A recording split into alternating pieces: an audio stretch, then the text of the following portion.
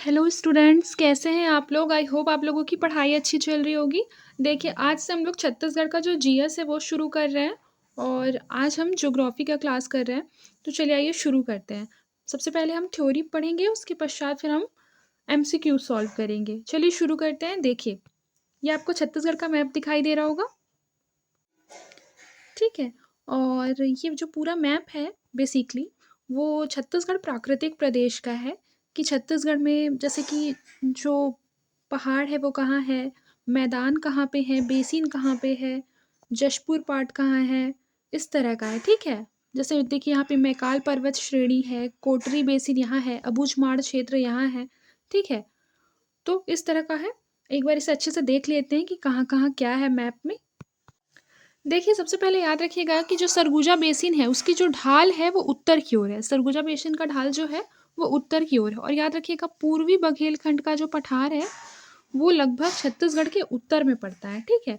और सरगुजा बेसिन भी छत्तीसगढ़ के उत्तर में पड़ता है, इस चीज़ को याद रखिएगा। और जसपुर पाट प्रदेश का जो ढाल है वो लगभग दक्षिण पूर्व की ओर है। और आपको पता होना चाहिए जशपुर पाट कहाँ पे है, ठीक है। फिर उस तरह से देखिए कोरबा बेसिन, रायगढ़ बेसिन, बिलासपुर रायगढ़ का मैदान, छत्तीसगढ़ का मैदान, ठीक है। इस तरह से देख लीजिएगा। फिर देखिए महानदी बेसिन जो है उसकी ढाल जो है वो पूर्व की ओर है, महानदी बेसिन का पूर्व की ओर है। फिर देखिए कोटरी बेसिन यहाँ है, अबूझमाड़ क्षेत्र यहाँ है। लास्ट ईयर पूछा था दंडकारण्य का जो पठार है वो छत्तीसगढ़ की कौन सी दिशा में पड़ता है, तो ये मैंने आपको बताया था कि ये दक्षिण पूर्व की ओर पड़ेगा, ठीक है। और देखिए दंडकारण्य जो प्रदेश है उसका ढाल दक्षिण की ओर है, ठीक है। इस चीज़ को याद रखिएगा। देखिए छत्तीसगढ़ में प्रमुख पाट प्रदेश कितने हैं, तो याद रखिएगा लगभग 4 पाट प्रदेश है प्रमुख में। जैसे पहला आप देख लीजिए कि जशपुर पाट, याद रखिए जो जशपुर पाट है वो जो छत्तीसगढ़ है उसका सबसे बड़ा पाट है। याद रखिएगा सबसे बड़ा पाट प्रदेश कौन सा है छत्तीसगढ़ का? जशपुर पाट। उसके बाद देखिए सामरी पाट। सामरी पाट जो है वो बलरामपुर जिले में है। और याद रखिएगा कि यह सबसे ऊंचा है। याद रखिएगा सबसे ऊंचा पार्ट अगर पूछेगा तो सामरी पार्ट है और सबसे बड़ा पार्ट पूछेगा तो जशपुर पार्ट है, ठीक है। ये याद रखिएगा। फिर देखिए यहीं पर छत्तीसगढ़ की सबसे ऊंची चोटी है गौर लाटा, ठीक है। कहाँ पर? सामरी पाट में। सामरी पाट में छत्तीसगढ़ की सबसे ऊंची चोटी क्या है? गौर लाटा। और इसकी ऊंचाई कितनी है? 1225 मीटर, ठीक है। आपको दिख रहा होगा। फिर मैन पार्ट देखिए तो याद रखिए कि मैन पार्ट जो है वो जिला सरगुजा के अंतर्गत आता है और इसकी जो ऊंचाई है वो 1152 मीटर है। और मैन पार्ट से मांड नदी का उद्गम होता है, ये याद रखिएगा। और बॉक्साइट का भंडार भी है। यहाँ तिब्बतियों को 1962 में बसाया गया है और इसे छत्तीसगढ़ का शिमला भी कहा जाता है। छत्तीसगढ़ का इको पॉइंट किसे कहा जाता है? तो मैन पार्ट को कहा जाता है। और याद रखिएगा कि मैन पार्ट में ही सरभंजा जलप्रपात स्थित है। सरभंजा जलप्रपात, याद रखिएगा सरभंजा जलप्रपात कहाँ स्थित है? मैन पार्ट में। फिर देखिए पेंड्रा पार्ट, याद रखिए जो पेंड्रा पार्ट है वो जिला जशपुर में है और यहाँ से ही ईब नदी का उद्गम होता है। जारंग पार्ट जो है वो जिला सरगुजा में पड़ता है। जमीरा पार्ट सरगुजा बॉक्साइट का मैदान यहाँ पे है। आइए अब छत्तीसगढ़ के दंडकारण्य पठार के बारे में पढ़ते हैं। देखिए सबसे पहले तो जो छत्तीसगढ़ का मैदान है उसके दक्षिण में दक्षिणी पठार जिसे कि दंडकारण्य का पठार कहते हैं वो स्थित है। मैंने आपको छत्तीसगढ़ का मैप दिखाया था, दंडकारण्य का पठार हमारा यहाँ पे था, ठीक है। इस चीज को याद रखिएगा। फिर देखिए याद रखिए कि दक्षिण के पठार में कांकेर, बस्तर और दंतेवाड़ा जिले आते हैं। यह क्षेत्र जो है पठार पहाड़ी युक्त क्षेत्र है। और इसके मुख्य उपविभाग कौन कौन से, आइए देखते हैं। देखिए सबसे पहले बस्तर का मैदान है, फिर इंद्रावती बेसिन है, कोटरी बेसिन, उसके बाद अबूझमाड़ पहाड़ी एवं बैलाडीला पहाड़ी। फिर देखिए उत्तरी पठारी भाग में बस्तर जिले की बस्तर एवं कोंडागांव तहसील कांकेर जिले के अंतर्गत आते हैं। और इंद्रावती के दक्षिण भाग जो है वो पठारी भाग है, इस चीज को याद रखिएगा। देखिए यहाँ पे ये इंपॉर्टेंट फैक्ट है कि डंकिनी नदी पर सूरतगढ़ जलप्रपात भी जो है वो दंडकारण्य क्षेत्र में आता है। तो ये क्वेश्चन पूछा जा सकता है कि सूरतगढ़ जलप्रपात जो है वो कौन सी नदी पर है, तो याद रखिएगा सूरतगढ़ जलप्रपात जो है वो डंकिनी नदी पर है। इस चीज को याद रखिएगा, ठीक है। फिर आइए देखिए यहाँ लिखा है बस्तर के पठार के पश्चिम में हमें अबूझमाड़ पहाड़ियों का विस्तार जो है नारायणपुर तथा बीजापुर क्षेत्र तक है। और यहाँ क्षेत्र सघन वनों का पहाड़ियों, घाटियों से सम्मिलित अत्यंत दुर्गम क्षेत्र है। बस्तर का जो मैदान है वो बीजापुर, भोपाल, पट्टनम एवं कोटा तहसील क्षेत्र में विस्तृत है। फिर आइए देखते हैं छत्तीसगढ़ की मिट्टियाँ के बारे में देख लेते हैं। याद रखिए छत्तीसगढ़ का जो मैप है, वहाँ अगर देखा जाए इसको 2 भागों में अगर बाँटे तो ऊपर वाले भाग का आपको पूरा भाग दिखाई दे रहा होगा, जहाँ की लाल-पीली मिट्टी है, ठीक है? और लैटेराइट मिट्टी बहुत कम मात्रा में है, काली मिट्टी भी बहुत कम मात्रा में है, ठीक है? फिर देखिए सेकंड नंबर पे सबसे ज़्यादा आता है बलुई मिट्टी। फर्स्ट पे हमारा लाल-पीली मिट्टी, सेकंड पे हमारा आ जाएगा बलुई मिट्टी, इस चीज़ को याद रखिएगा। फिर हमारा आएगा काली मिट्टी, फिर दोमट मिट्टी, इस चीज़ को याद रखिएगा, ठीक है? आई होप आपको ये मैप क्लियर हुआ होगा। और देखिए दंतेवाड़ा जिला जो है याद रखिएगा मोटे अनाज के लिए फ़ेमस है, ठीक है?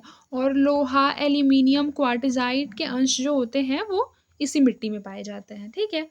अब देखिए मिट्टियों के स्थानीय नाम ये काफ़ी इम्पोर्टेंट है, इसको इम्पोर्टेंट मार्क कर लीजिए, जैसे-जैसे पढ़ाऊँगी वैसे याद कर लीजिएगा। देखिए, सबसे पहले लिखा हुआ है मटासी मिट्टी, तो याद रखिए जो मटासी मिट्टी होती है, उसे लाल-पीली मिट्टी भी कहते हैं। भाटा मिट्टी को लैटेराइट मिट्टी भी कहते हैं। कन्हार मिट्टी को काली मिट्टी भी कहते हैं। डोरसा मिट्टी काली एवं लाल-पीली मिट्टी का मिश्रण है। टिकरा मरहान मिट्टी बस्तर के पठार में पाई जाने वाली मिट्टी। और याद रखिएगा टिकरा, गोदा, छावर ये मिट्टी जो है उत्तरी पहाड़ी क्षेत्र में पाई जाने वाली मिट्टियों के स्थानीय नाम हैं। देखिए, उच्च भूमि में प्राप्त होने वाली काली मिट्टी को भर्री कहते हैं। जो ऊँचे भूमि पर प्राप्त होती है काली मिट्टी, उसे क्या कहते हैं? भर्री कहते हैं। फिर देखिए छत्तीसगढ़ में वन देखिए, सबसे पहले साल वन छत्तीसगढ़ में बहुत फ़ेमस है, याद रखिए। देखिए नॉर्थ में यहाँ पर साल वन है, ठीक है? सागौन वन यहाँ पे है, आपको दिखाई दे रहा होगा, ये पश्चिमी क्षेत्र में सागौन है। और एक तरह से बोला जाए तो मध्य छत्तीसगढ़ में कौन-सा वन है? मिश्रित वन है, ठीक है? इस चीज़ को याद रखिए। और जगदलपुर में कौन-कौन सा वन है बताइए? तो यहाँ पर भी साल वन है। इसीलिए बोला जाता है कि छत्तीसगढ़ में साल वन सबसे ज़्यादा मात्रा में, ठीक है? साल वनों का द्वीप किसे कहा जाता है? बस्तर को कहा जाता है, ठीक है? इस चीज़ को भी याद रखिएगा। फिर देखिए क्षेत्रीय प्रशासनिक इकाइयाँ लिखा हुआ है। सबसे पहले क्षेत्रीय वन वृत्त जो हैं 6 हैं, टाइगर प्रोजेक्ट 3 है, क्षेत्रीय वन मंडल 32 हैं, राष्ट्रीय उद्यान 3 है, वनपाल विद्यालय 1 है, वन रक्षक विद्यालय 2, उपवन मंडल 74, परिक्षेत्र जो है 280, परिक्षेत्र सहायक वृत्त 876 और वन्य प्राणी अभ्यारण्य जो है 11 है। फिर देखिए महत्वपूर्ण तथ्य क्या है कि छत्तीसगढ़ में वन विकास निगम जो है उसका गठन 30 अप्रैल 2001 को किया गया था, वन विकास निगम। और ये डेट पूछा जा सकता है कि छत्तीसगढ़ में वन विकास निगम का जो स्थापना है वो कब हुआ था, तो इस चीज़ को याद रखिए 30 अप्रैल 2001। ईयर तो पूछ ही लेता है, ईयर अच्छे से याद कर लीजिएगा, ठीक है? फिर देखिए छत्तीसगढ़ राज्य लघु वनोपज संघ का जो गठन है वो अक्टूबर 2000 में किया गया था, इस चीज़ को याद रखिएगा। छत्तीसगढ़ में सर्वाधिक इमारती लकड़ी और इमली बस्तर से प्राप्त होती है, इस चीज़ को याद रखिए। बस्तर संभाग को साल वनों का द्वीप कहते हैं, ये अभी मैंने आपको ऊपर ही पढ़ाया है। फिर देखिए छत्तीसगढ़ में ये यहाँ पे थोड़ा मिट गया है, मुख्यतः पाया जाता है डेंड्राक्यूलमस स्ट्रिक्टस।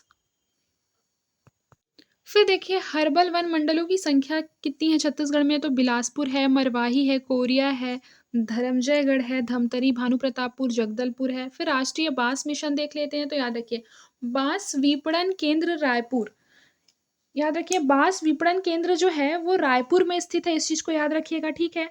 उसके बाद देखिए और ये कब स्थापित किया गया था? 2010 में, ईयर भी याद रखना है, ठीक है? कि 2010 में स्थापित किया गया था। फिर देखिए लिखा है कि जो बाँस है वो वनों का कुल वन क्षेत्रफल में कितना प्रतिशत है? तो 11% है, ठीक है? इस चीज़ को याद रखिएगा। फिर है छत्तीसगढ़ के प्रमुख बाँस प्रसंस्करण केंद्र, तो याद रखिएगा चरामा, उसके बाद बांदे, फिर आमगाँव, कासोली, नोनबिर्रा, लालपुर। बाँस प्रशिक्षण केंद्र एक बार देख लीजिए।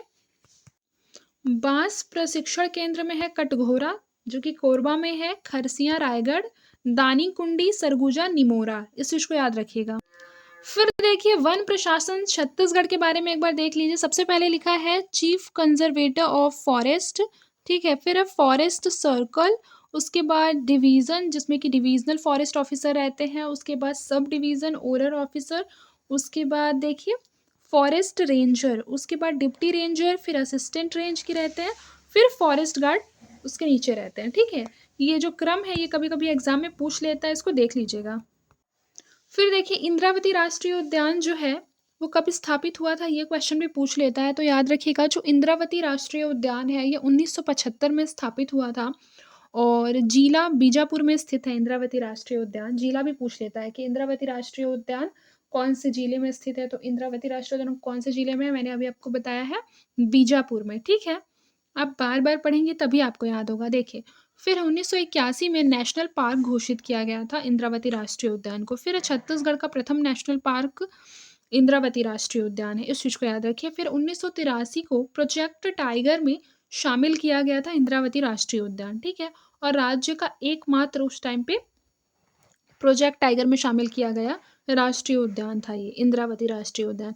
प्रमुख जानवर देख लीजिए, वन भैंसा, बाघ, बारहसिंगा, गौर, चीतल, मोर इत्यादि। ठीक है,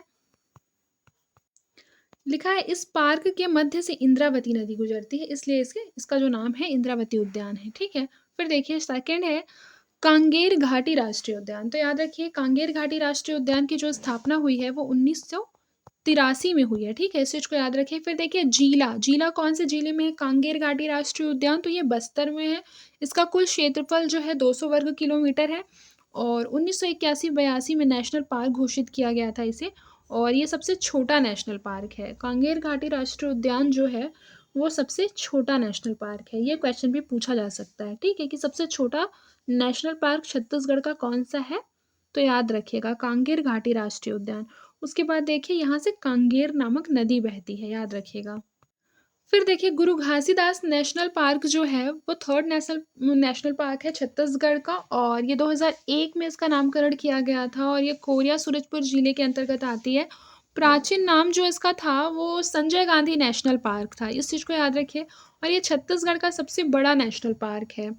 गुरु घासीदास नेशनल पार्क जो है वो छत्तीसगढ़ का सबसे बड़ा नेशनल पार्क है। और मैंने भी आपको बताया कि छत्तीसगढ़ का सबसे छोटा नेशनल पार्क कौन सा है, तो कांगेर घाटी नेशनल पार्क। ठीक है, इस चीज़ को याद रखिएगा। फिर आगे बढ़ते हैं, कुछ इंपॉर्टेंट फैक्ट देख लेते हैं। सबसे पहले लिखा हुआ है तमोर पिंगला, जो कि बलरामपुर में है, क्षेत्रफल की दृष्टि से सबसे बड़ा अभ्यारण्य है। ये क्वेश्चन भी पूछा जा सकता है कि सबसे बड़ा अभ्यारण्य कौन सा है, तो तमोर पिंगला। और तमोर पिंगला अभ्यारण्य कौन से जिले में है, तो आपको याद होना चाहिए बलरामपुर जिले में है। उसके बाद देखिए बादल खोल, बादल खोल जो है जशपुर में है और ये क्षेत्रफल की दृष्टि से सबसे छोटा अभ्यारण्य, सबसे बड़ा तमोर पिंगला और सबसे छोटा बादल खोल अभ्यारण्य है। ठीक है, सीता नदी जो कि धमतरी जिले में है, उदंती जो कि गरियाबंद में है, सन 2008-9 में प्रोजेक्ट टाइगर के अंतर्गत सीता नदी एवं उदंती को शामिल किया गया था।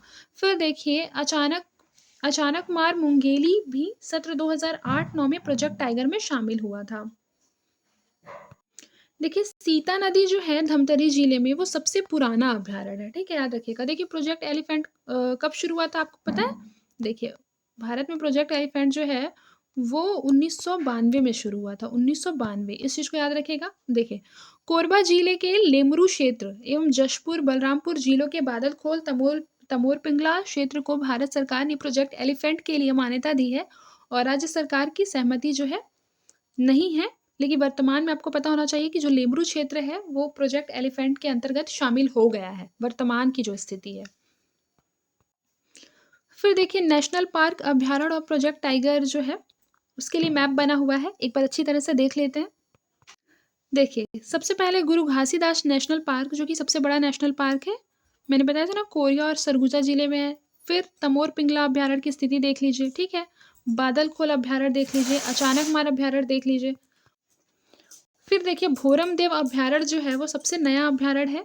ठीक है, उसकी स्थिति भी देख लीजिए। फिर देखिए गोमर्दा अभ्यारण्य की स्थिति देख लीजिए।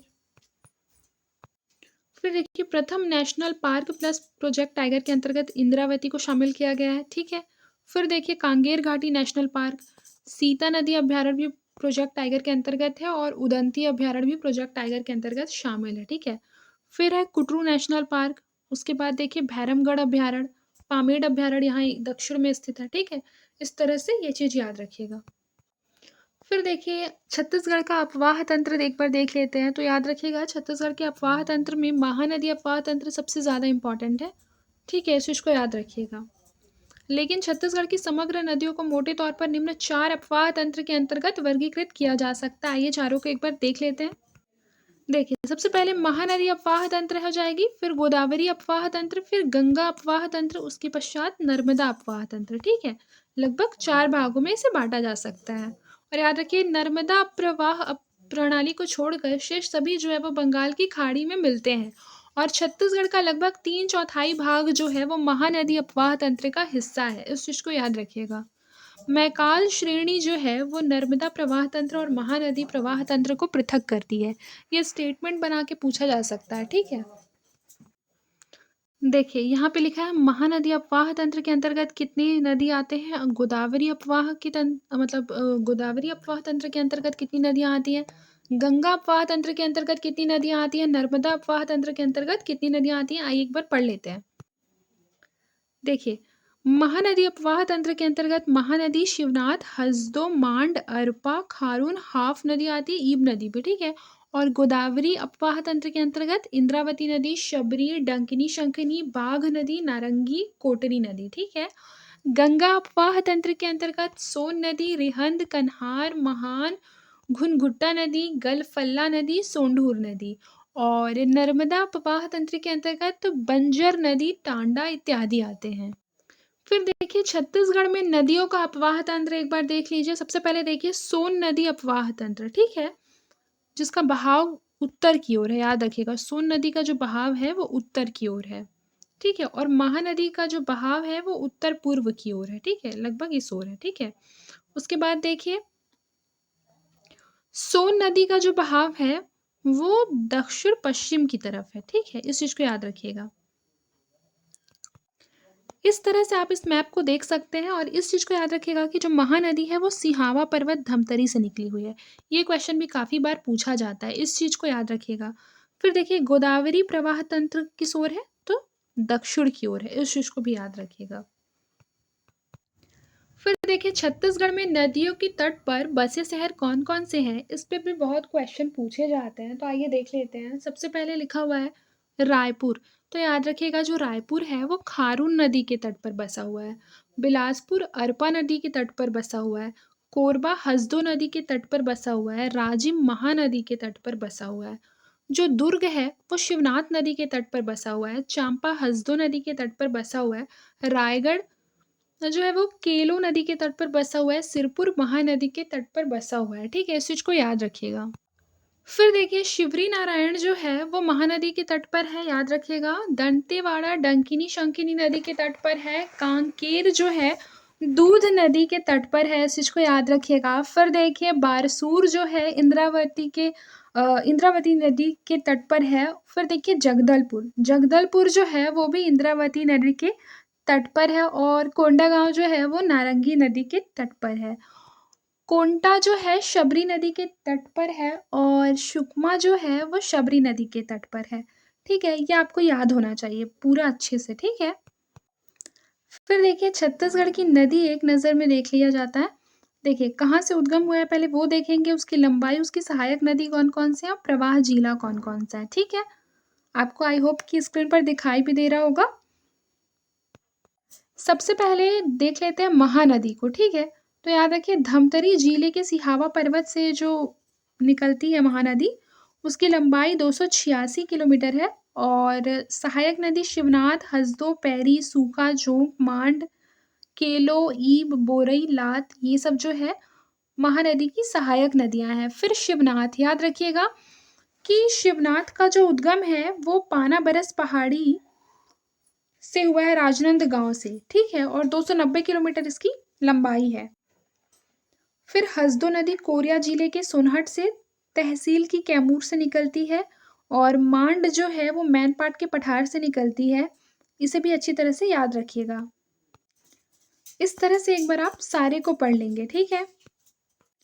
अब देखिए छत्तीसगढ़ के जलप्रपात वाटरफॉल्स को पढ़ लेते हैं। सबसे पहले चित्रकूट जलप्रपात है जो कि बस्तर जिला में है और इंद्रावती नदी पर है, ठीक है? फिर है सातधारा जलप्रपात बीजापुर जिले में है इंद्रावती नदी पर। और याद रखिएगा भेड़ा घाट से भी ज़्यादा सुंदर इसे कहा जाता है, इस चीज़ को याद रखिएगा। और भारत का न्यागरा जलप्रपात किसे कहते हैं? तो इस चीज़ को याद रखिएगा कि चित्रकूट जलप्रपात को। और ये छत्तीसगढ़ का सबसे बड़ा और चौड़ा जलप्रपात है चित्रकूट जलप्रपात, ठीक है? ऊंचाई इसकी 90 फीट तक है। देखिए, तीरथगढ़ जलप्रपात जो है बस्तर में है, मुनगा बहार नदी पर है, ठीक है? याद रखिएगा। और याद रखिएगा तीरथगढ़ जलप्रपात जो है, तीरथगढ़ जलप्रपात, वो कांगेर राष्ट्रीय उद्यान में स्थित है, याद रखिएगा, मुनगा बहार नदी पर। फिर देखिए मेदिनी घूमर जलप्रपात, ये दंतेवाड़ा में है। उसके बाद चर्रे मर्रे जलप्रपात कांकेर में, चर्रे मर्रे नदी पर। गुप्तेश्वर बस्तर, ये शबरी नदी पर है। सबसे इम्पोर्टेंट ये 3 है, ठीक है? इसको याद रखिएगा। बाकी एक बार ये सारा भी आप देख लेंगे, कभी-कभी पूछ देता है, जैसे कि अमृतधारा जलप्रपात देख लीजिए, कोरिया में है, हसदेव नदी पर। कांगेर धारा कांगेर नदी पर बनाई गई है। कोठली जलप्रपात बलरामपुर में है और कन्हार नदी पर बनाई गई है। इस तरह से भी कभी-कभी पूछ देता है, ठीक है? ये याद रखिएगा।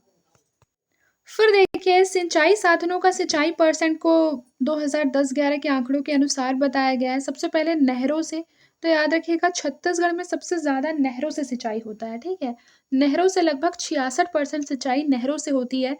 नलकूपों से लगभग 21% होती है। तालाबों से लगभग 3.5% और कुओं से लगभग 2% और बाकी अन्य साधन जो है लगभग 6.5%, ठीक है?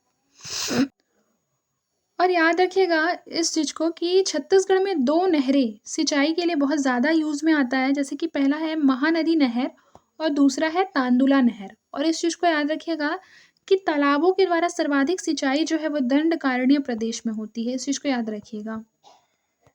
देखिए सिंचाई परियोजना कहाँ-कहाँ, कौन-कौन से ज़िले में है वो देखिए, जैसे झुमका परियोजना कोरिया ज़िले में है, ठीक है? आपने सुना भी होगा झुमका डैम, ठीक है? उस तरह से एक बार आप सारा देख लेंगे कौन-कौन से ज़िले में कौन-कौन सी परियोजना है, ठीक है? ये भी कभी-कभी पूछ लेता है। देखिए, जैसे कि यहाँ पर लिखा हुआ है, देखिए सबसे पहले है रुद्री पिकअप वियर, ये परियोजना का नाम है जो कि धमतरी जिला में है, महानदी पर बनाया गया है। फिर रविशंकर जलाशय भी धमतरी में है, ठीक है? याद रखिएगा महानदी पर है ये परियोजना, ठीक है? उसके बाद देखिए मरूम सिल्ली जलाशय, ये भी धमतरी में है। ऊपर के ये जो तीनों हैं धमतरी में, ठीक है? फिर देखिए दुधावा जलाशय कांकेर में है और महानदी पर बनाया गया है। सोंढूर जलाशय धमतरी में बनाया गया है। इस तरह से धमतरी के तो 4 परियोजना हो गए, रुद्रीपिका, रविशंकर जलाशय, मरूम सिल्ली और सोंढूर जलाशय। उसके बाद है सिकासार परियोजना, ये गरियाबंद जिले में है और पैरी नदी पर बनाया गया है। मिनी माता या हसदेव बांगो बांध जो है वो भी हसदो नदी पर बनाया गया है, कोरबा जिले में, ठीक है? फिर देखिए बोध घाट परियोजना जो है वो बस्तर जिले में बनाया गया है, इंद्रावती नदी पर। उसके बाद है कोडार परियोजना जो है महासमुंद जिले में बनाया गया है, कोडार नदी पर। उसके बाद देखिए तांदुला बांध परियोजना, ये बालोद में है, तांदुला नदी पर। फिर देखिए खरखरा मोहदी पाट जो है वो खरखरा नदी पर बनाया गया है। फिर है भैंसा झार परियोजना, ये अरपा नदी पर बनाया गया है, ठीक है? घोंघा परियोजना जो है घोंघा नदी पर बनाया गया है। फिर इस तरह से आप देखेंगे खुड़िया बांध परियोजना मुंगेली मनियारी नदी पर है और मनियारी या राजीव गांधी परियोजना मुंगेली में है, ठीक है? मनियारी नदी पर। इस तरह से करके आप सारा परियोजना जो है एक बार एटलीस्ट एक बार पढ़ लेंगे। आई होप आपको समझ में आ रहा होगा। फिर देखिए यहाँ पर अन्य प्रस्तावित एवं निर्माणाधीन परियोजनाएं हैं, जिसमें पहला है श्याम परियोजना जो कि घुनघुट्टा नदी पर अंबिकापुर में है। केलो परियोजना केलो नदी रायगढ़ में है। मांड परियोजना मांड नदी रायगढ़। शीर पानी परियोजना कवर्धा कबीरधाम जिले में। महान परियोजना सूरजपुर में। केलो परियोजना जो है रायगढ़ शहर में है, इस चीज को याद रखिएगा, केलो नदी पर है। देखिए खनिज उत्पादन मूल्य की दृष्टि से यदि देखा जाए तो छत्तीसगढ़ का योगदान लगभग 13.5% है और ये तीसरे स्थान पर आता है देश में। पहले पर उड़ीसा है, सेकंड में झारखंड है, फिर तीसरा है छत्तीसगढ़। फिर देखिए प्रमुख खनिज प्राप्ति वाले क्षेत्र कौन कौन से हैं। कोरिया जिला में एक बार देख लीजिए, सॉरी, कोयला कोयला कहाँ कहाँ पाया जाता है ये कह रहा है। देखिए कोयला कहाँ कहाँ पाया जाता है, तो याद रखिए, देखिए कोरबा में पाया जाता है, उसके बाद कोरिया जिले में, सरगुजा, रायगढ़ जिला, इन सब में पाया जाता है। फिर लौह अयस्क क्षेत्र, एक बार लौह अयस्क क्षेत्र देख लीजिए, दंतेवाड़ा, नारायणपुर, बालोद, कवर्धा, कांकेर, राजनांदगांव। फिर टीन अयस्क है दंतेवाड़ा, सुकमा जिला। क्वार्टजाइट जो है वो रायगढ़ जिले में उत्पादन होता है, डोंगरगढ़, कांकेर। फिर क्वार्टजाइट जो है वो रायगढ़ जिले में दानी टोला, डोंगरगढ़, ये सब है। फिर है केओलिन, ये राजनांदगांव में है। हीरा गरियाबंद, जांगड़ा, कोसमगुड़ा, ठीक है। चूना पत्थर जो है रायपुर, बलौदाबाजार और जांजगीर चांपा, ये सब में है, इस चीज़ को याद रखिएगा, ठीक है। कि चूना पत्थर कहाँ-कहाँ पाया जाता है, ये बिल्कुल आपको याद रखना है, ठीक है। फिर देखिए बॉक्साइट कहाँ-कहाँ पाया जाता है, तो सरगुजा, बलरामपुर, जशपुर, कवर्धा, केशमार्दा, मुंडा दादर, समसेटा, फिर बस्तर, कोरबा, कांकेर, यहाँ पर बॉक्साइट पाया जाता है।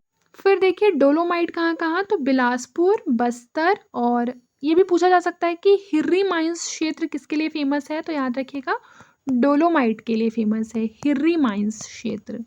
फिर उसके बाद देखिए अलेक्जेंड्राइट जो है वो गरियाबंद में है, सेंध मुंडा क्षेत्र में।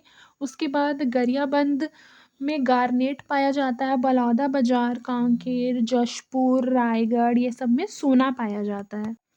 फिर देखिए चावल उत्पादक जिले कौन-कौन से हैं, तो सबसे पहले यहाँ लिखा है रायपुर, दुर्ग, जांजगीर चांपा, बालोद, बेमेतरा, बलौदाबाजार, सरगुजा, महासमुंद, गरियाबंद, धमतरी, मुंगेली, बस्तर, ये सब, ठीक है। गन्ना उत्पादक जिले कौन-कौन से हैं, तो कवर्धा, सरगुजा, रायपुर। फिर सोयाबीन उत्पादक में हो जाएगा दुर्ग, कवर्धा, राजनांदगांव। फिर उड़द मूंग के लिए है रायगढ़, महासमुंद। फिर अरहर के लिए है सरगुजा, बिलासपुर। अलसी के लिए राजनांदगांव, दुर्ग। याद रखिएगा छत्तीसगढ़ में सबसे ज़्यादा कौन सा तिलहन पैदा होता है, तो अलसी पैदा होता है। फिर ज्वार के लिए महासमुंद, सरगुजा, दंतेवाड़ा, बस्तर, बीजापुर। लाखड़ी के लिए दुर्ग और बिलासपुर। टमाटर जशपुर और लुड़ेग। फिर है कोदो कुटकी जो है वो बस्तर, दंतेवाड़ा, सरगुजा, कांकेर, कवर्धा। चना दुर्ग, कवर्धा, राजनांदगांव। मूंगफली रायगढ़, सरगुजा। फिर मक्के के लिए देखिए सरगुजा, रायपुर, बस्तर, कांकेर। कपास के लिए दुर्ग। तिल के लिए सरगुजा, रायगढ़, रायपुर। गेहूं के लिए सरगुजा, दुर्ग, बिलासपुर, राजनांदगांव। बाजरा के लिए दंतेवाड़ा, जशपुर। रेशम बस्तर में। जौ के लिए सरगुजा, कोरबा, कोरिया। फिर देखिए यहाँ पे फसल एवं उनकी किस्मों के बारे में है। सबसे पहले धान की जो किस्म है, देखिए स्वर्णा, महामाया, IR 36। फिर है इंदिरा सोना, IR 64। समलेश्वरी, बमलेश्वरी, दंतेवाड़ा, चंद्रहासिनी, पूर्णिमा, क्रांति, अनद्दा, सफरी, जलदूबी, इंदिरा 9, कर्मा, मासूरी, अभया, महेश्वरी, ये सब धान की किस्में हैं, ठीक है। दुबराज, विष्णुभोग, बादशाह भोग, जवा फूल, और ये सब जो है छत्तीसगढ़ में चावल की किस्में हैं। गेहूं की है शरबती, बिलासा, अरपा, रतन, स्वाति, सुजाता, ये सब गेहूं का किस्म है, ठीक है। फिर कोदो, कोदो की किस्म की क्या क्या नाम है, आइए देख लेते हैं। सबसे पहले कोदो के जो नाम है वो GPUK3 है, ठीक है। फिर है IGK3 है। कुटकी के CO2, IGL4, IGL9, HR 374, VEL 14, PES 400। कुल्थी K42, BK का 1। फिर है PDM 1। उसके बाद सोया NRC 37। उसके बाद देखिए बीन का इंदिरा सोया 9। फिर है तिवड़ा का है महातिवड़ा। अरहर में राजीव लोचन अरहर पाया जाता है। अलसी में दीपिका, इसकी जो किस्म है वो दीपिका है अलसी की। ये भी पूछा जा सकता है दीपिका निम्नलिखित में से कौन सी फसल की किस्म है, तो याद रखिए दीपिका जो है अलसी की किस्म है। सरसों छत्तीसगढ़ी सरसों। इंदिरा नंदीराज जो है आम की किस्म है। फिर देखिए छत्तीसगढ़ के कृषि जलवायु क्षेत्र के बारे में देख लीजिए एक बार। उत्तरी कृषि जलवायु में लगभग 21% क्षेत्र आता है और मध्य कृषि जलवायु में 56% क्षेत्र आता है। उस तरह से देखिए मुख्य फसल यहाँ का चावल है, हाँ जैसा कि हमें पता है, ठीक है। इस चीज़ को याद रखिएगा। फिर देखिए छत्तीसगढ़ राज्य में कृषि शिक्षा के बारे में सबसे पहले इंदिरा गांधी कृषि विश्वविद्यालय बहुत फेमस है और ये 1987 में स्थापित हुआ था। फिर एक कृषि महाविद्यालय रायपुर में जो 1961 में स्थापित हुआ था। शहीद गुंडाधुर कृषि महाविद्यालय जो कि जगदलपुर में है, 2001 में स्थापित हुआ था। ठाकुर शेदीलाल कृषि महाविद्यालय बिलासपुर सन 2001 में बना था। फिर है राजमोहिनी कृषि विश्वविद्यालय महाविद्यालय जो कि अंबिकापुर 2001 में बना था। फिर देखिए छत्तीसगढ़ में प्रमुख मत्स्य पालन केंद्र कौन कौन से हैं, तो धमतरी जिले में देमार नाम का जो क्षेत्र है वो मत्स्य पालन केंद्र के लिए फेमस है। फिर दुर्ग में खुटेल भाड़ा, सेलूद, धमधा, कांकेर में पंखाजुर, बस्तर का बलेगा, सरगुजा का झुमका, जांजगीर चांपा का कुली पोटा, बिलासपुर का खुंटा घाट, ये सब मत्स्य पालन क्षेत्र हैं। फिर देखिए अभी हमने जो जो पढ़ा है उसके लिए एमसीक्यू सॉल्व कर लेते हैं कि कितने क्वेश्चन हमसे बन रहे हैं। तो चलिए शुरू करते हैं। देखिए पहला क्वेश्चन आपके स्क्रीन पर दिखाई दे रहा होगा कि बस्तर के पठार क्षेत्र में कौन कौन से जिले हैं। बताइए कौन कौन से जिले हैं बस्तर के पठार क्षेत्र में। तो याद रखिएगा कि बस्तर के पठारी क्षेत्र में बस्तर जिला है, दंतेवाड़ा है और कांकेर है, यानी कि ऑप्शन नंबर डी इसका करेक्ट आंसर होगा। फिर देखिए अगला क्वेश्चन है छत्तीसगढ़ का मैदान में कौन सा जिला शामिल नहीं है। तो इस चीज को याद रखिएगा, कौन सा जिला छत्तीसगढ़ के मैदान में शामिल नहीं है। सरगुजा जिला छत्तीसगढ़ के मैदान में शामिल नहीं है, क्योंकि छत्तीसगढ़ का मैदानी क्षेत्र जो है वो छत्तीसगढ़ के मध्य में आता है, ठीक है। और सरगुजा जिला जो है वो छत्तीसगढ़ का उत्तरी जिला है। फिर उत्तरी पहाड़ी क्षेत्र में जिला कौन कौन से शामिल है। तो इस चीज को याद रखिएगा कि इसमें कोरिया जिला शामिल है, रायगढ़ भी शामिल है, जसपुर भी शामिल है, सरगुजा भी है, ठीक है। यानी कि ऑप्शन नंबर डी इसका करेक्ट आंसर है। फिर है मेस्टा का उत्पादन कहाँ किया जाता है। तो याद रखिएगा मेस्टा का उत्पादन कहाँ किया जाता है, रायगढ़ में किया जाता है। फिर है दंडकारण्य का पठार, जो दंडकारण्य का पठार है वो कहाँ स्थित है। बताइए, ये क्वेश्चन भी लास्ट ईयर पूछा गया था। बताइए दंडकारण्य का पठार कहाँ स्थित है। बिल्कुल सही, दंडकारण्य का जो पठार है वो बस्तर में स्थित है, ठीक है। Option number B. फिर दंडकारण्य क्षेत्र में कौन सी मिट्टी पाई जाती है। तो याद रखिएगा कि वहाँ मटासी, कन्हार, डोइसा, इस सारी तरह की मिट्टी जो है वो दंडकारण्य क्षेत्र में पाई जाती है। फिर देखिए अधिकांशतः मोटे अनाजों का उत्पादन होता है, कहाँ होता है बताइए। तो याद रखिएगा बस्तर के पठार में होता है। बस्तर के पठार जो है वो मोटे अनाजों के लिए फेमस है। फिर देखिए स्थानीय नाम से जाने जाने वाली मिट्टी कौन सी है, बताइए। बिल्कुल सही, टिकरा, माल, मढ़ार, तीनों, यानी कि ऑप्शन नंबर डी इसका करेक्ट आंसर होगा। राज्य का सर्वाधिक उत्पादित खाद्यान्न कौन सा है। तो पता है हम लोगों को कि छत्तीसगढ़ को धान का कटोरा कहते हैं, तो ऑब्वियस सी बात है धान। फिर देखिए छत्तीसगढ़ राज्य में बंजर एवं अन्य भूमि का परसेंट क्या है। तो याद रखिएगा बंजर भूमि का जो परसेंट है छत्तीसगढ़ में वो 9% है।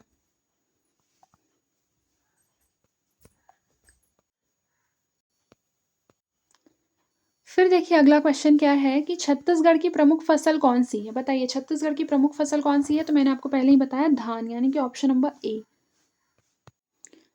राज्य में कृषि का क्षेत्र लगभग कितना है। तो याद रखिएगा राज्य में कृषि का जो क्षेत्र है वो 55.23 लाख हेक्टेयर है, ठीक है।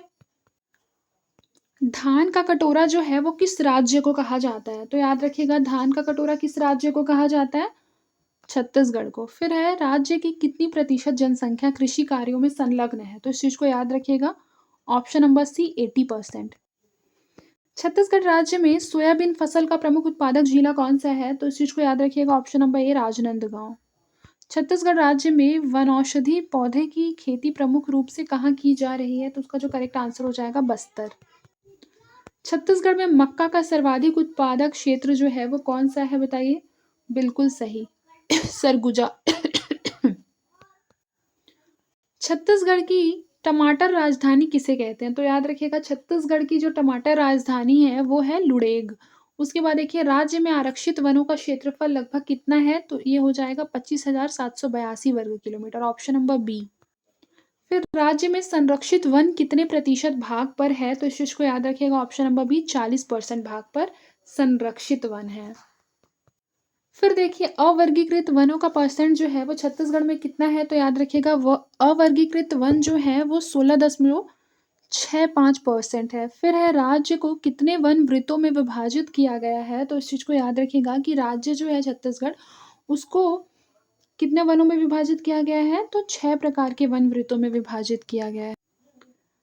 फिर है अचानक मार वन्य प्राणी अभ्यारण्य को किस वर्ष में अभ्यारण्य घोषित किया गया था। तो उसका करेक्ट आंसर हो जाएगा वर्ष 1975। फिर है कोरिया जिले में कौन सा राष्ट्रीय उद्यान स्थापित किया गया है। तो हम सबको पता है गुरु घासीदास, ऑप्शन नंबर सी। राज्य में वनों का विस्तार कितना है। तो याद रखिएगा 59,772 वर्ग किलोमीटर। फिर है छत्तीसगढ़ राज्य के कितने प्रतिशत भाग पर वनों का आच्छादन है। तो याद रखिएगा 44% भाग पर। छत्तीसगढ़ के जो क्षेत्रफल है उसके 44% भाग पर क्या है, वन क्षेत्र है। राज्य के वन देश के वन क्षेत्र के लगभग कितने प्रतिशत है? तो इस चीज़ को याद रखिएगा, ये लगभग 12.26% है। वनों की दृष्टि से छत्तीसगढ़ राज्य का कौन-सा स्थान है? तो याद रखिएगा, वनों की दृष्टि से छत्तीसगढ़ का कौन-सा स्थान है? तीसरा स्थान है। फर्स्ट पे कौन है? मध्य प्रदेश। मध्य प्रदेश, फिर सेकंड पे आंध्र प्रदेश और उसके बाद सेकंड पे हमारा ऐसे अरुणाचल प्रदेश है, ठीक है? तो मध्य प्रदेश, अरुणाचल प्रदेश, फिर छत्तीसगढ़। फिर वनों की दृष्टि से किस राज्य का देश में पहला स्थान है? वनों की दृष्टि से बताइए। मैंने अभी आपको बताया ना, मध्य प्रदेश। फिर देखिए, सर्वाधिक वन आच्छादित जिला कौन-सा है? तो याद रखिएगा, सर्वाधिक वन आच्छादित जिला छत्तीसगढ़ में जितने जिले हैं, 33 जिलों में सबसे ज़्यादा वन क्षेत्र के कौन-से जिले में है? तो याद रखिएगा, दंतेवाड़ा में है। सबसे कम वन आच्छादित जिला कौन-सा है? तो इस चीज़ को याद रखिएगा, सबसे कम वन आच्छादित जिला है जांजगीर चांपा। फिर देखिए, छत्तीसगढ़ का सबसे बड़ा राष्ट्रीय उद्यान कौन-सा है? तो मैंने अभी आपको बताया था कि छत्तीसगढ़ का सबसे बड़ा राष्ट्रीय उद्यान जो है, गुरु घासीदास राष्ट्रीय उद्यान है। छत्तीसगढ़ का सबसे बड़ा अभयारण्य कौन-सा है? बताइए, छत्तीसगढ़ का सबसे बड़ा अभयारण्य कौन-सा है? तो तिमोर पिंगला सबसे बड़ा है और बादल-खोल जो है, वो सबसे छोटा है। फिर देखिए, छत्तीसगढ़ का नवीनतम वन अभयारण्य कौन-सा है? तो इस चीज़ को याद रखिएगा, सबसे नवीनतम कौन है? भोरम देव। फिर उसके बाद देखिए, क्षेत्रफल की दृष्टि से छत्तीसगढ़ राज्य का सबसे छोटा राष्ट्रीय उद्यान कौन-सा है? तो उसका करेक्ट आंसर हो जाएगा कांगेर घाटी। फिर अब बिलासपुर वृत्त के अंतर्गत कितने प्रतिशत वनों का विस्तार है? तो इस चीज़ को याद रखिएगा, 22.45%। जगदलपुर वृत्त के अंतर्गत वनों का परसेंट कितना है? बताइए, जगदलपुर वृत्त के अंतर्गत वनों का परसेंट क्या है? तो इस चीज़ को याद रखिएगा, ऑप्शन नंबर सी, 60.6%। फिर उसके बाद है कि राज्य में सर्वाधिक वृक्ष कौन से पाए जाते हैं? तो बताइए, कौन से वृक्ष जो हैं वो छत्तीसगढ़ में सबसे ज़्यादा पाए जाते हैं? तो इस चीज़ को याद रखिएगा, साल के वृक्ष, जो कि छत्तीसगढ़ के उत्तरी क्षेत्र और दक्षिणी क्षेत्र में सबसे ज़्यादा पाए जाते हैं। फिर देखिए, देश में तेंदूपत्ता उत्पादन में राज्य का क्या परसेंट है? तो इस चीज़ को याद रखिएगा, लगभग 17%। फिर देखिए, बस्तर जिले में सघन वन कितने हैं? बताइए। तो याद रखिएगा, 1349 वर्ग किलोमीटर क्षेत्र में बस्तर जिले में सघन वन पाए जाते हैं। राज्य में दूसरे सर्वाधिक पाए जाने वाला वृक्ष कौन-सा है? देखिए, पहले पे तो पाया जाता है सालवन और दूसरे पे कौन-सा पाया जाता है? सागौन, ठीक है। फिर राज्य का राजकीय वृक्ष क्या है? तो मैंने अभी आपको बताया, साल वृक्ष है। 125 सेंटीमीटर वर्षा वाले क्षेत्रों में कौन-कौन से वन पाए जाते हैं? तो याद रखिएगा, ऐसे क्षेत्र में साल वन पाए जाते हैं, ठीक है। फिर देखिए, क्षेत्रफल की दृष्टि से छत्तीसगढ़ राज्य का दूसरा सबसे बड़ा राष्ट्रीय उद्यान कौन-सा है? तो बताइए, इसका करेक्ट आंसर क्या होगा? इंद्रावती राष्ट्रीय उद्यान, याद रखिएगा। सबसे बड़ा गुरु घासीदास है, दूसरे पे इंद्रावती है, फिर कांगेर घाटी जो है वो सबसे सबसे छोटा है, याद रखिएगा। पामेड़ अभयारण्य किस जिले में पाया जाता है? तो इस चीज़ को याद रखिएगा, बीजापुर जिले में। सॉरी, पामेड़ अभयारण्य जो है वो बीजापुर जिले में स्थित है, ठीक है। छत्तीसगढ़ में राष्ट्रीय उद्यान संजय का नवीनतम नाम क्या है? तो याद रखिएगा, संजय उद्यान जो है उसका नवीनतम नाम बदलकर क्या किया गया है? गुरु घासीदास राष्ट्रीय उद्यान। फिर देखिए, छत्तीसगढ़ का जो प्रसिद्ध अभयारण्य है अचानक मार्ग, वो किस जिले में है? तो याद रखिएगा, वो किस जिले में? मुंगेली में। फिर छत्तीसगढ़ राज्य में वन्य जीव अभयारण्य जो है, बताइए कितने अभयारण्य है छत्तीसगढ़ में? तो याद रखिएगा, 11 वन्य जीव अभयारण्य है। छत्तीसगढ़ राज्य में राष्ट्रीय उद्यान कितने हैं? तो याद रखिएगा, राष्ट्रीय उद्यान कितने हैं? 3 हैं। क्षेत्रफल की दृष्टि से छत्तीसगढ़ राज्य का दूसरा सबसे बड़ा वन्यजीव अभयारण्य है। बताइए, दूसरा कौन सा है वन्यजीव अभयारण्य? पहले पे तो हमने पढ़ा, दूसरे पे बताइए। यस, सीता नदी है, ठीक है। ऑप्शन नंबर सी, सीता नदी। फिर देखिए, क्षेत्रफल की दृष्टि से छत्तीसगढ़ राज्य का सबसे छोटा वन्यजीव अभयारण्य कौन सा है? तो इस चीज को याद रखिएगा, बादल खोल जो है वो सबसे छोटा वन्यजीव अभयारण्य है। कागज बनाने के लिए किस वृक्ष का उपयोग किया जाता है? तो याद रखिएगा, कागज बनाने के लिए कौन से वृक्ष का यूज होता है? तो याद रखिएगा, बांस का यूज होता है। लाख की प्राप्ति का स्रोत क्या है? तो याद रखिएगा, लाख की प्राप्ति का स्रोत है कीट। तेंदूपत्ता का उपयोग किया जाता है किसके लिए? बताइए। तो तेंदूपत्ता का जो यूज है वो बीड़ी बनाने के लिए होता है। फिर उसके बाद देखिए कि राज्य लघु वनोपज संघ का अध्यक्ष कौन होता है? तो याद रखिएगा राज्य का वन मंत्री जो होगा वो राज्य लघु वनोपज संघ का अध्यक्ष होगा।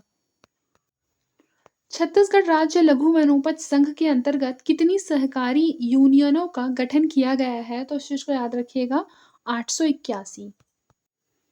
वनोपज संग्राहक समूह जीवन बीमा योजना की शुरुआत कब की गई थी? तो इसका करेक्ट आंसर होगा 1991 में। फिर देखिए राज्य में क्षेत्रीय वन वृत्त इकाइयों की संख्या कितनी है? तो इस चीज को याद रखिएगा 6। सूरज धारा कार्यक्रम के अंतर्गत राज्य के कितने जिलों को चुना गया है? तो याद रखिएगा 13 जिलों को। फिर राष्ट्रीय कृषि बीमा योजना कब प्रारंभ की गई थी? तो उस चीज को याद रखिएगा 1985 में। राज्य में सहकारी समितियों की संख्या कितनी है? तो इस चीज को याद रखिएगा 1606। फिर देखिए आत्मा परियोजना किससे संबंधित है? तो याद रखिएगा कृषि से संबंधित है। शाकंभरी योजना किससे संबंधित है? तो याद रखिए जो शाकंभरी योजना है वो जल संसाधन का उपयोग से संबंधित है, कृषि उत्पादकता से संबंधित है, पंपों पर अनुदान के लिए संबंधित है, यानी कि ऑप्शन नंबर डी जो हो जाएगा ये इसका करेक्ट आंसर होगा। जैविक कीट नियंत्रण प्रयोगशाला का निर्माण कहाँ किया जा रहा है? तो इसका निर्माण जो है वो बिलासपुर में किया जा रहा है। राज्य में मत्स्यिकी महाविद्यालय प्रस्तावित है, कहाँ पर प्रस्तावित है बताइए? Option number A Kawardha. फिर टमाटर की राजधानी किस जिले में है? तो याद रखिए टमाटर की राजधानी जशपुर में है। फिर गेहूं की प्रति हेक्टेयर उपज जो है वो कितनी है बताइए? इसका डेटा अभी के हिसाब से चेंज होगा तो आप इसको अभी के हिसाब से देख लेंगे। फिर देखिए गेहूं का जो पौधा है वो समशीतोष्ण पौधा है, ठीक है। फिर देखिए सोयाबीन मूलतः कौन सी फसल है? तो सोयाबीन मूलतः चीन की फसल है और सबसे ज्यादा मध्य प्रदेश में सोयाबीन का उत्पादन होता है।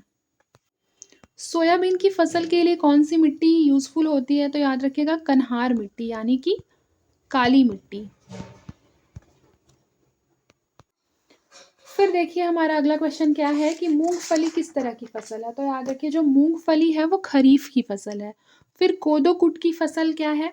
तो याद रखिए जो कोदो कुट की फसल है वो खरीफ की फसल है। चावल अनुसंधान केंद्र जो है वो कहाँ स्थापित किया गया है? तो याद रखिएगा रायपुर में। फिर देखिए सघन कपास विकास राज्य में चलाया जा रहा है, कौन से सघन कपास विकास राज्य में चलाया जा रहा है, कौन से जिले में? ठीक है, क्वेश्चन पूछने का तरीका बहुत अलग है।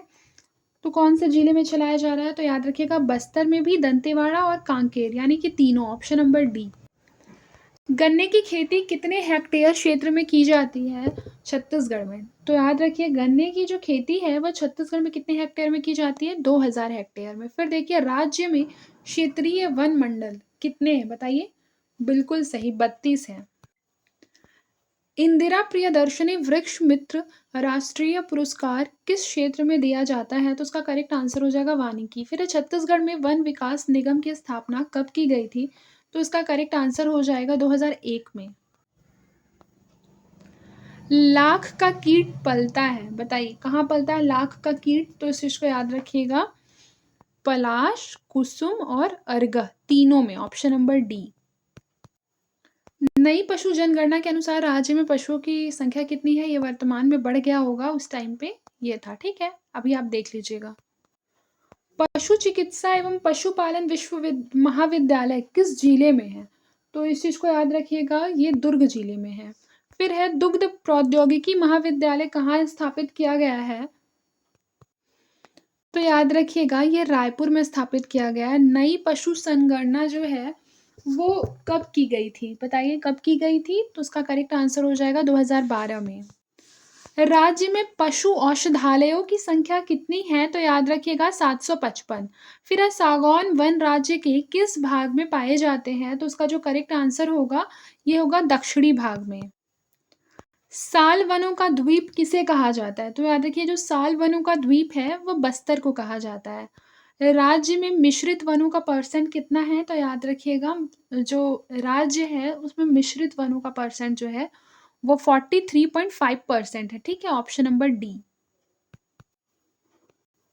फिर देखिए रेल के स्लीपर बनाए जाते हैं, बताइए जो रेल के स्लीपर है वो किससे बनाए जाते हैं? ऑप्शन नंबर बी साल के। फिर है लाख के कीड़े किस वृक्ष की शाखा को ढक लेते हैं? तो याद रखिएगा ऑप्शन नंबर डी सागौन के। रेजिन किस पेड़ से निकाला जाता है? तो याद रखिए जो रेजिन है वो साल के पेड़ से निकाला जाता है। छत्तीसगढ़ राज्य पशुधन विकास अभिकरण की स्थापना की गई है, तो इसका करेक्ट आंसर हो जाएगा 2001। पशुधन विकास योजना को कब प्रारंभ किया गया था? तो इस चीज़ को याद रखिएगा सन 2000 में। फिर ये चिरमिरी क्षेत्र में बहुतायत मात्रा में क्या पाया जाता है? तो याद रखिएगा यहाँ पर कोयला पाया जाता है। राज्य में कृत्रिम गर्भाधान केंद्रों की संख्या कितनी है? तो याद रखिएगा कि राज्य में कृत्रिम गर्भाधान केंद्रों की जो संख्या है वो कितनी है बताइए? 253। फिर राज्य का प्राचीनतम पशु बाजार कहाँ स्थित है? तो इस चीज को याद रखिएगा रतनपुर में। राज्य का सबसे बड़ा पशु बाजार किस जिले में स्थित है? तो इस चीज को याद रखिएगा सबसे बड़ा पशु बाजार जो है वो रायपुर में स्थित है। भैरमगढ़ अभ्यारण्य कहाँ स्थित है बताइए? तो याद रखिए भैरमगढ़ अभ्यारण्य जो है वो बीजापुर में स्थित है। फिर छत्तीसगढ़ में सर्वाधिक टीन अयस्क किस जिले में होता है? तो इस चीज को याद रखिएगा ऑप्शन नंबर डी दंतेवाड़ा इसका करेक्ट आंसर है। किस खनिज के उत्पादन में छत्तीसगढ़ का देश में एकाधिकार है? तो इस चीज को याद रखिए टीन अयस्क। फिर राज्य में टीन और लौह अयस्क का प्रमुख उत्पादक जिला कौन सा है? तो इसका करेक्ट आंसर हो जाएगा दंतेवाड़ा। राज्य में अलेक्जेंड्राइट तथा हीरा की प्राप्ति वाला जिला कौन सा है? तो उसका करेक्ट आंसर हो जाएगा गरियाबंद। फिर है राज्य में किस जिले में सोने के भंडार मिले हैं? तो उसका करेक्ट आंसर हो जाएगा बलौदाबाजार, महासमुंद और कांकेर यानी कि ऑप्शन नंबर डी। छत्तीसगढ़ में मुख्य रूप से 28 प्रकार के खनिज पाए जाते हैं। इनमें से लगभग कितने प्रकार के खनिज उत्खनित किए जाते हैं? तो इसका करेक्ट आंसर हो जाएगा 20। फिर कोयला भंडार में देश में छत्तीसगढ़ का कौन सा स्थान है? तो उसका करेक्ट आंसर हो जाएगा थर्ड, तीसरा। कोरंडम निम्न खानों से प्राप्त होता है, बताइए। कोरंडम जो है वो कौन से खान से प्राप्त होता है? तो इसका करेक्ट आंसर हो जाएगा पीपरा एवं परकोटा खान से। फिर देखिए हीरा प्रायः किन चट्टानों से प्राप्त होता है? तो जो हीरा है वो किम्बरलाइट चट्टानों से प्राप्त होता है।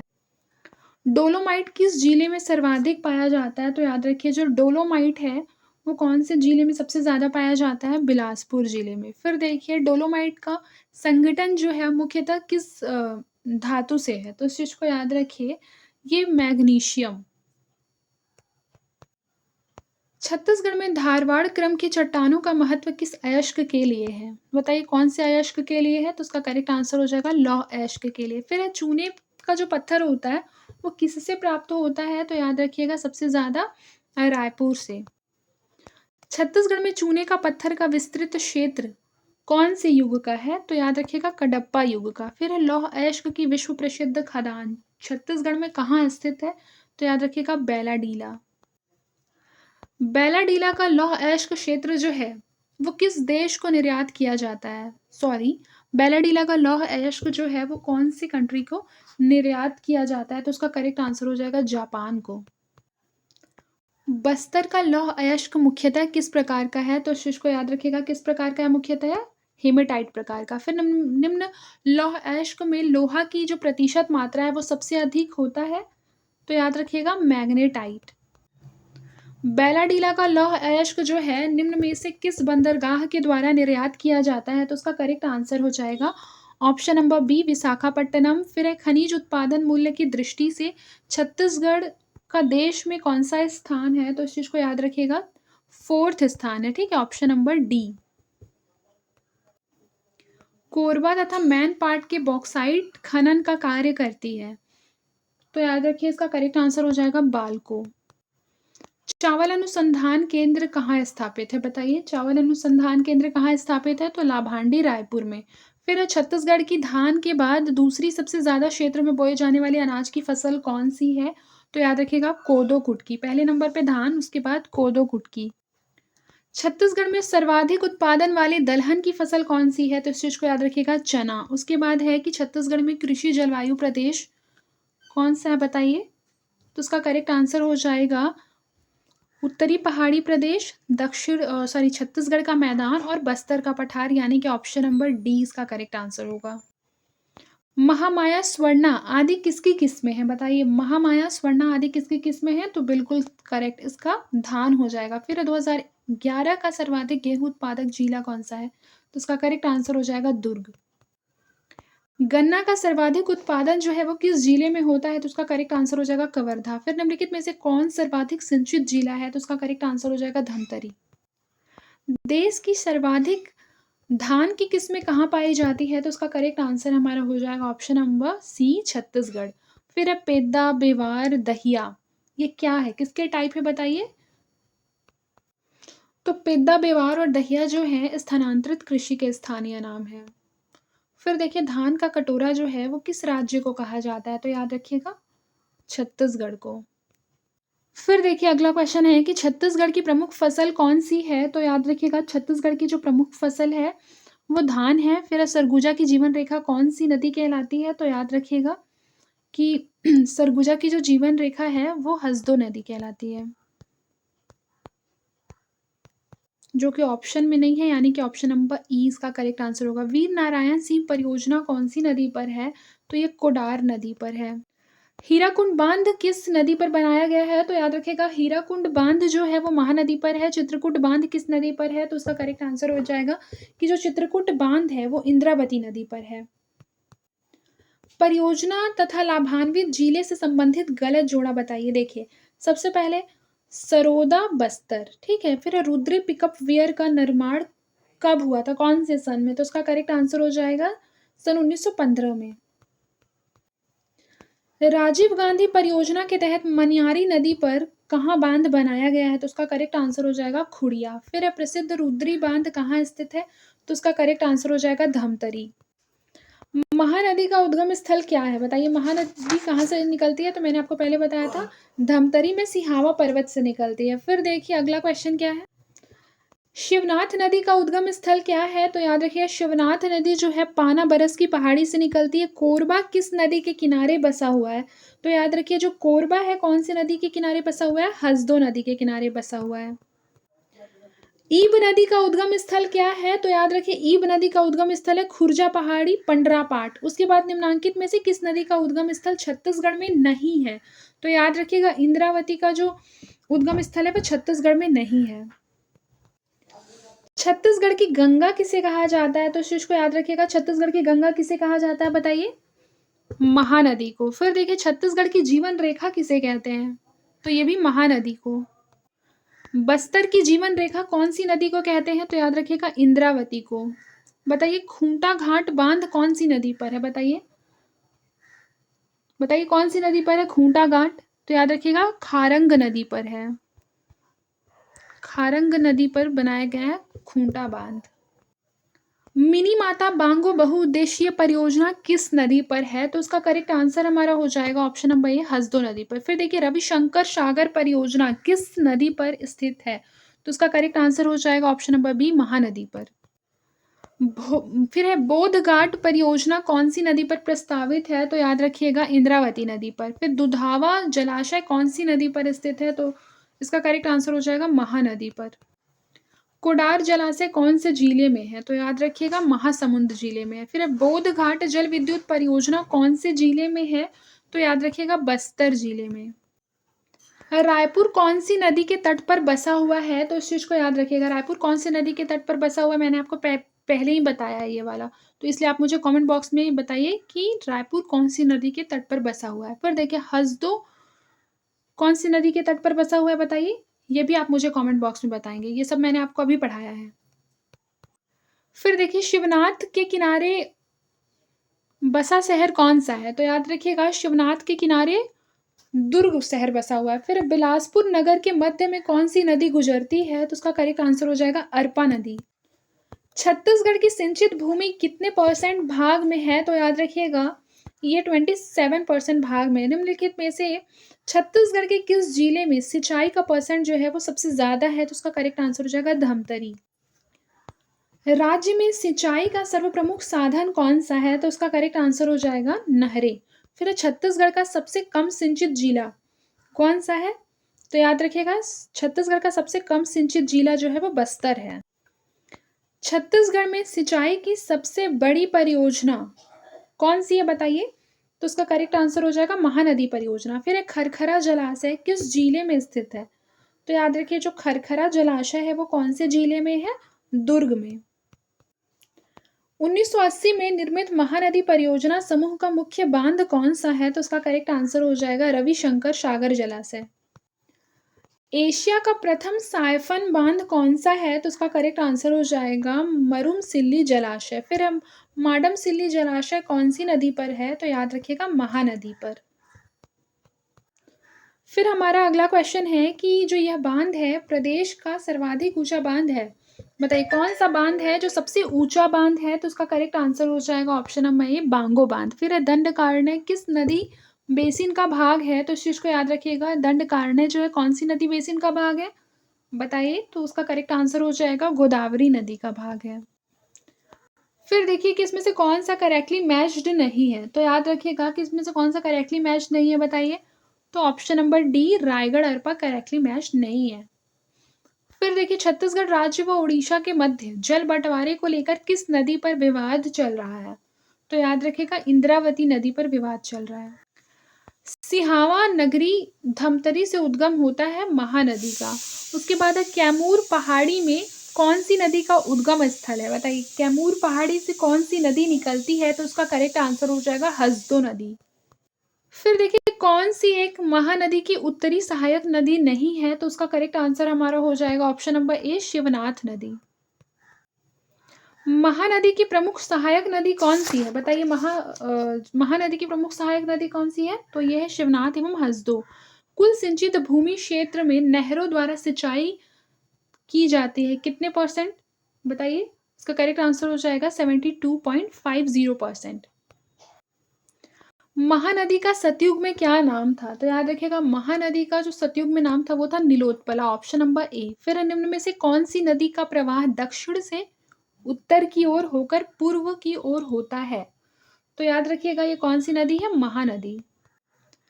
इंद्रावती नदी किसकी सहायक नदी है? तो इस चीज को याद रखिएगा कि जो इंद्रावती नदी है वो गोदावरी की सहायक नदी है। निम्न में से कौन सी नदी छत्तीसगढ़ में नहीं बहती है? तो उसका करेक्ट आंसर हो जाएगा चंबल नदी। छत्तीसगढ़ के किस जिले में बरनई प्रोजेक्ट प्रस्तावित है? तो इस चीज को याद रखिएगा सरगुजा जिले में बरनई प्रोजेक्ट प्रस्तावित है। फिर देखिए किस नदी पर मिनी माता परियोजना स्थित है? तो इस चीज को याद रखिए हसदो नदी पर मिनी माता परियोजना है। कौन सी नदी बंगाल की खाड़ी में जाकर गिरती है? हमारा अगला क्वेश्चन क्या है कि कौन सी नदी जो है वो बंगाल की खाड़ी में गिरती है? तो याद रखिएगा महानदी जो है वो बंगाल की खाड़ी में गिरती है और बाकी लूनी नर्मदा ताप्ती ये अरब सागर में जाकर गिरते हैं। फिर महानदी जो है निम्न में से किस जिले से होकर नहीं बहती है? तो याद रखिएगा कि जो महानदी है वो सरगुजा जिले से होकर नहीं बहती है। महानदी का प्राचीन नाम क्या था? बताइए। मैंने अभी आपको पढ़ाया नीलोत्पला था, चित्रोत्पला नहीं, नीलोत्पला था। ठीक है। तो इस तरह से करेक्ट आंसर हो जाएगा ऑप्शन नंबर ई। फिर उसके बाद देखिए महानदी नाम किस कारण से पड़ा था? इसका करेक्ट आंसर हो जाएगा श्रृंगी ऋषि के प्रिय शिष्य का नाम था महानदी। इंद्रावती नदी का प्राचीन नाम क्या था? तो याद रखिएगा इंद्राणी। इंद्रावती नदी किस पर्वत से निकलती है? तो इंद्रावती नदी कौन से पर्वत से निकलती है? महेंद्रगिरी पर्वत मुंगेर से निकलती है। फिर देखिए छत्तीसगढ़ के 36 गढ़ों को 2 भागों में से कौन सी नदी विभाजित करती है? तो इस चीज को याद रखिएगा शिवनाथ नदी 36 गढ़ों को 2 भागों में विभाजित करती है। ठीक है। जिसमें कि 18-18 बढ़ जाते हैं। रायपुर शाखा में 18 गढ़ चले गए थे और रतनपुर शाखा में 18 गढ़ चले गए थे। आज के लिए बस इतना ही। मिलते हैं नेक्स्ट क्लास में। तब तक के लिए अपना ख्याल रखें और मन लगाकर पढ़ाई करते रहें।